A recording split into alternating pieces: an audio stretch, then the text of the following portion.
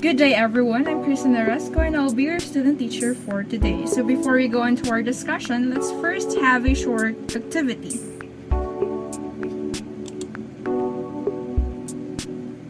So get a sheet of paper and try to answer this. You can pause this video and resume when you're done. Are you done? Okay, let's try to answer them.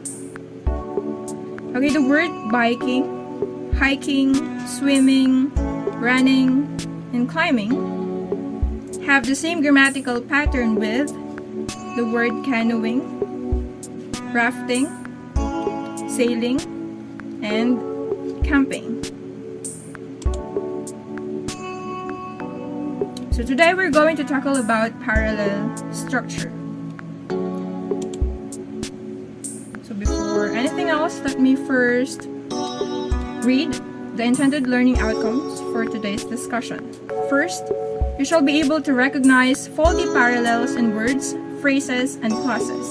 Second, use parallelism to create coherence and balance in writing. And lastly, value the importance of parallelism in writing. So before anything else, let's first define what is parallel structure. So parallel structure, it is said here that it is a stylistic device and a grammatical construction having two or more clauses, phrases, or words with similar grammatical form and length, wherein sentences have a series of phrases or clauses which start and end in almost a similar fashion by keeping a rhythm of the line. So in other words, parallel structure is the use of the same pattern that is ought to demonstrate the two or more items in a phrase that has an equal significance. So a good writer uses parallelism to create synchronized, clear, and concise sentences to convey his or her messages effectively. So we have here an example of parallelism in a sentence. So the rabbit ate a carrot, hopped across the yard, and burrowed in the ground. So in this case, the verb words such as ate, hopped, and burrowed are all in the past tense. Therefore, this sentence follows the parallel structure. So parallelism can also occur not only in clauses or phrases, but it could also occur in verb phrases, adjective phrases, adverb phrases, gerund phrases, infinitive phrases, and so forth and so on. So to further determine whether you have really understood our lesson for today, let's have another activity entitled Correct Me If I'm Wrong. So all you're gonna do is to study the structure of a statement and state the correct parallel structure.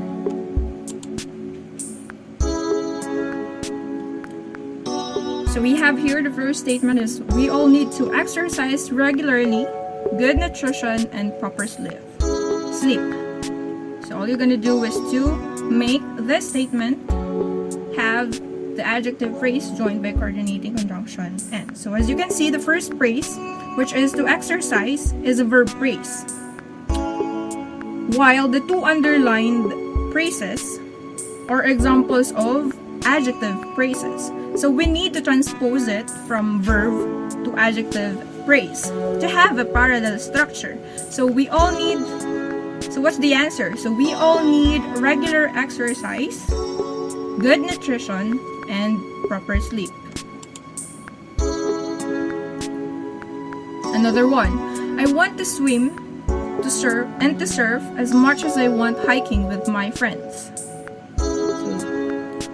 We need to come up with a sentence containing with a verb phrase joined by comparative impression as much as. So to swim and to surf are examples of future tense verb phrases, while hiking is an example of a present tense verb. So we need to change the word hiking into a future tense verb. So what's the correct answer? Okay, so I want to swim and to surf as much as I want to hike with my friends. Next, adverb phrases in a series. So Alex's goal is to become spiritual and to be physically, emotionally, and intellectually healthy. What's the correct answer? Okay, so if we're going to have a parallel structure, the correct answer is Alex's goal is to become spiritually, physically, emotionally, and intellectually healthy. Next. Gerund or gerund phrase in an ing form of the verb using the parallel structure. So here's the statement. Ron loves eating, sleeping, and to write a journal every day. Okay, what's the answer? So, Ron loves eating, sleeping, and writing a journal every day. So as you can see, it's all written in an ing form of the verb. Last one, let's have the infinitive phrases. So we have here the statement, Clarice likes to watch Korean drama, to play chess, and reading novels. So if we're going to come up with a parallel structure, the correct answer is Clarice likes to watch Korean drama, to play chess, and to read novels instead of reading novels.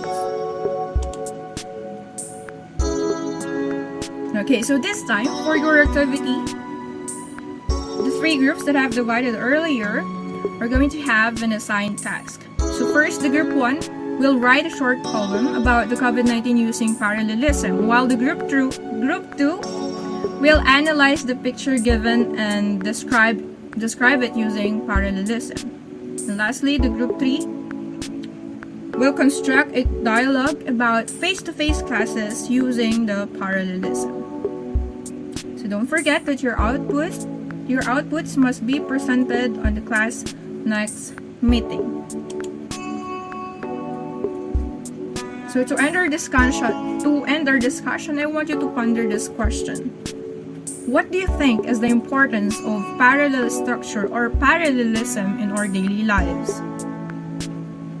Okay, so parallel structure is important to our daily lives because lack of parallel structure can disrupt the rhythm of a sentence, leaving it grammatically unbalanced. So, mean to say, proper parallel structure helps to establish balance and flow in a well-constructed sentence.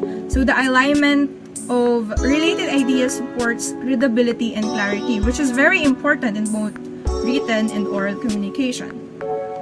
So parallelism in a sentence can also be compared in building a harmonious relationship with others. So to achieve unity, everyone should share the same goal. So syntactically speaking, the sentence should consist the same grammatical structure or pattern to attain a harmonious sentence. Before we call it a day, let's first have a short quiz. So all you're gonna do is to determine if the sentence has a parallel or unparallel structure. Number 1. She decided to leave her job and travel the world. Is it parallel or unparallel? Number 2. He started the engine, released the handbrake, and checked the mirror.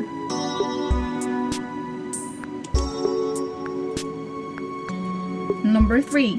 Some people think that being successful is the same thing as to have money. Number 4. Did you decide not to come because you are tired or are you feeling sick?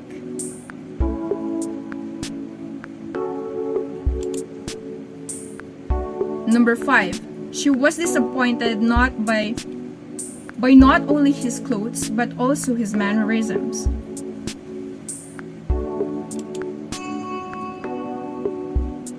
Number 6. She wants neither the red one nor the yellow one.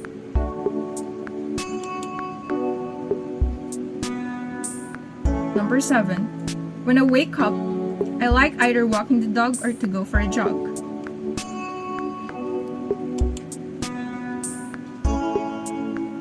Number 8. I would describe her as intelligent, caring, and thoughtful. Number 9. He suggested that we go out for a meal and we should see a film.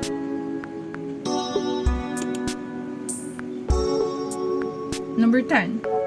Spain is a place where you can eat cheap food and soak up the sun.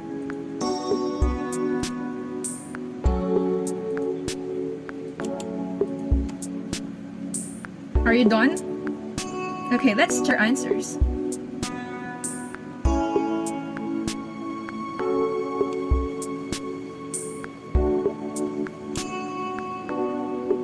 And that's all for today's discussion. Goodbye, class. See you next time.